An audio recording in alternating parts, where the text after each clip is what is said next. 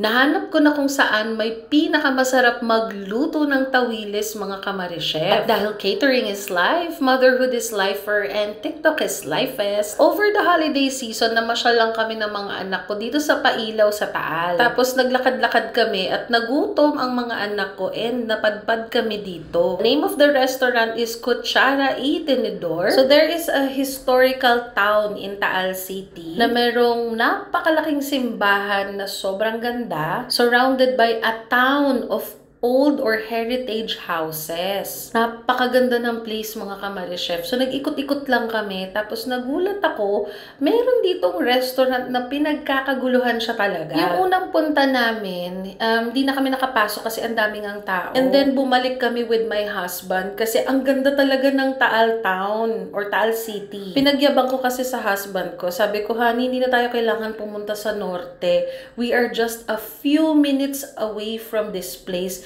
And it's a whole town, not just a street of heritage houses, it's a whole town of it. So, ayun na nga, mga kamarichef. After namin magliwaliw as a family, dinala ko yung asawa ko dito sa Kutsara y Tenedor because I knew right away that the food here ay papasa sa asawa ko. So, upon entering, makikita nyo yung lugar, very, mas Spanyol yung dating. And the food that Kutsara y Tenedor serves are paellas, they have the tapang taal, tapos yung tawilis, actually, umorder lang ako for the sake of ordering kasi I really love tawilis. Meron din lengua. So, mga Filipino-Spanish dishes to. So, nung tinikman ko yung tapang taal, it was really one of the best tapang taals I've eaten. Kasi yung mga tapang taal dito sa Batangas, parang okay lang siya. Hindi siya yung parang fantastic. Pero mga kamarichef, ito talaga gusto ko ipagyabang. Yung tawilis. You know, as someone who grew up in Cavite, karatig bayan natin ang Batangas. So, marami rin kaming tawilis na nabibili doon.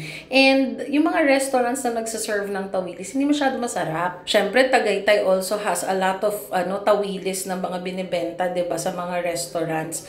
And medyo nalibot ko na siya. Pati sa Batangas, actually, nalibot ko na yan.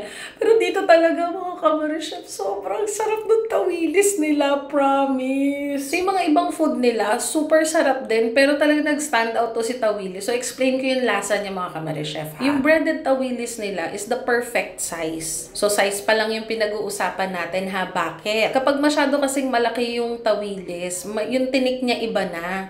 Tapos kapag masyado namang maliit, parang hindi, basta lasang lasang, parang naging ibabaw yung lasa ng innard. So ito, perfect yung size niya. Tapos yung breading na ginamit nila, mga kamarichef, may timpla siyang something. And what makes it even better, alam mo talagang it's either super Batanggenyo talaga yung nagluto nito. Kasi OC ako sa part na to, yung temperature ng pagkakaluto ng tawilis will bring out that certain crisp.